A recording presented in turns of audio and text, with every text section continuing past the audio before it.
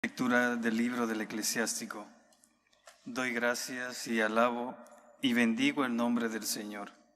Siendo aún joven, antes de tocarme, deseé la sabiduría como toda el alma. La busqué desde mi juventud y hasta la muerte la perseguiré. Crecía como racimo que madura y mi corazón gozaba con ella. Mis pasos caminaban fielmente, siguiendo sus huellas desde joven.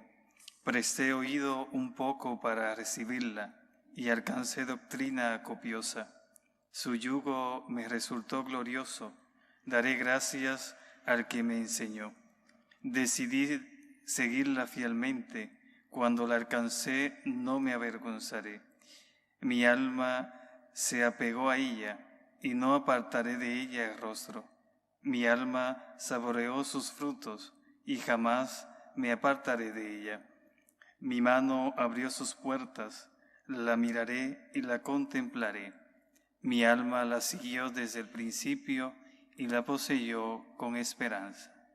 Palabra de Dios. Los mandatos del Señor son rectos y alegran el corazón. Mandatos del Señor son rectos y alegran el corazón. La ley del Señor es perfecta y es descanso del alma. El precepto del Señor es fiel e instruye al ignorante. Los mandatos del Señor son rectos y alegran el corazón. Los mandatos del Señor son rectos y alegran el corazón.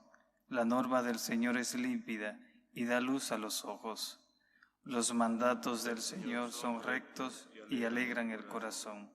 La voluntad del Señor es pura y enteramente estable.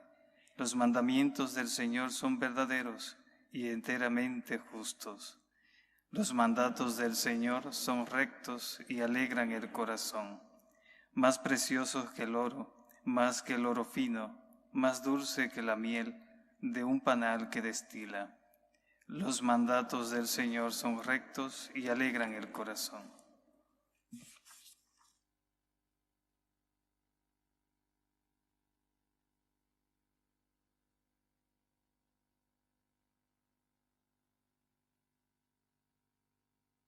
El Señor esté con vosotros.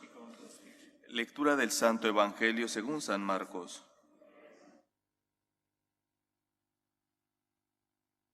En aquel tiempo Jesús y los discípulos volvieron a Jerusalén, y mientras paseaba por el templo, se le acercaron los sumos sacerdotes, los escribas y los ancianos, y le preguntaron: ¿con qué autoridad haces esto? ¿Quién te ha dado semejante autoridad? Jesús les respondió: os voy a hacer una pregunta, y si me contestáis, os diré con qué autoridad hago esto. ¿El bautismo de Juan era cosa de Dios o de los hombres? Contestadme. Se pusieron a deliberar. Si decimos que es de Dios, dirá: ¿y por qué no le habéis creído? Pero como digamos que es de los hombres, temían a la gente porque todo el mundo estaba convencido de que Juan era un profeta.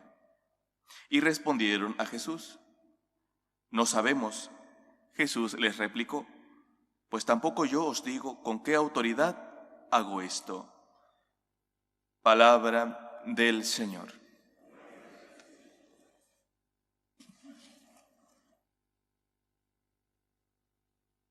Una de las cosas que escuchamos los últimos años en la sociedad es ese afán de buscar derechos y más derechos, al grado de tener una concepción falsa de lo que es esto, porque parece que tener derecho es hacer lo que me apetezca, lo que me plazca.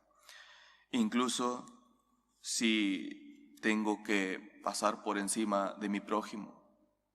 Y esto no es así, Nosotros sabemos que sí, tenemos muchos derechos, muchísimos, de las cuales se tienen que respetar por nuestra dignidad de personas.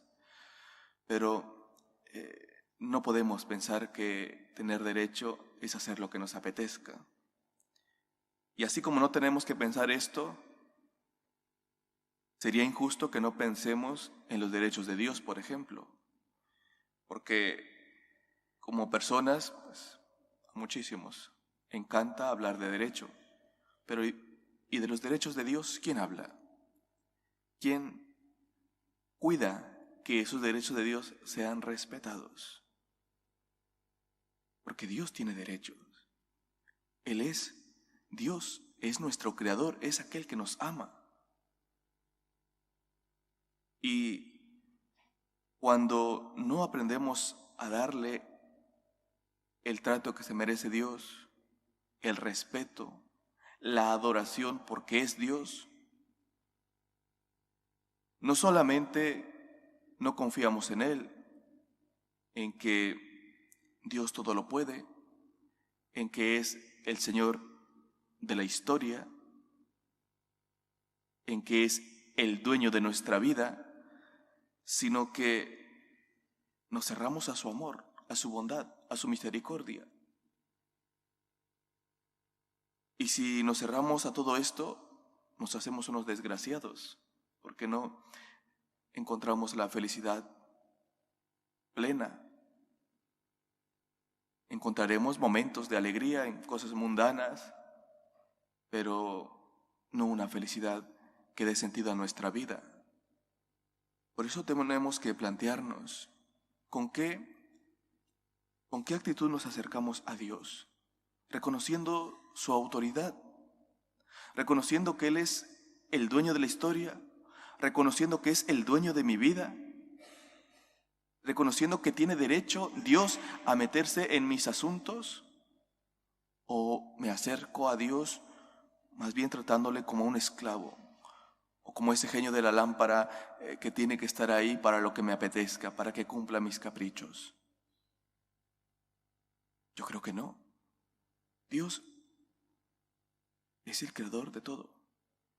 Es el Señor de la historia. Es aquel que vence. Es aquel que se ha hecho hombre para salvarnos y que nos ha dejado una enseñanza no para que actuemos como personas desgraciadas, sino como personas que se encaminan a Dios y por lo tanto a la felicidad plena. Y tenemos que cuidar día a día nuestra relación con Dios en la forma en la que nos dirigimos a Él, que sea con total humildad y adoración, que nos pongamos en sus manos confiando de que es un Dios cercano, que nos ama y que todo aquello que nos pide es justamente para no caer en el pecado y que andemos y andemos en verdad, porque la verdad nos hace libres. Una vez más, pidamos al Señor que nos ayude a ser humildes y alejarnos de toda soberbia que nos pueda hacer creernos como autosuficientes, como personas que no necesitamos a Dios, que incluso vemos a Dios como un enemigo. ¿Por qué? Porque se mete en nuestra vida y nos cuestiona en la conciencia. Alejémonos de toda soberbia. Ese no es el camino para llegar a la felicidad. Al contrario, nos hace vivir agobiados, nos hace vivir enfadados, nos hace vivir sin esperanza. ¿Por qué? Porque Dios no está en nosotros. Busquemos, por lo tanto, a Dios y busquémosle con humildad. Démosle el trato que se merece, el trato de adoración, en la que vemos que Dios se merece ese primer lugar de nuestro corazón porque es Dios y que nosotros somos sus criaturas y que si tenemos la dignidad es gracias a que el Señor nos ha redimido de nuestros pecados, porque si no hubiésemos sido esclavos del pecado, esclavos del demonio, y nunca estaríamos hablando de derechos porque no tendríamos dignidad.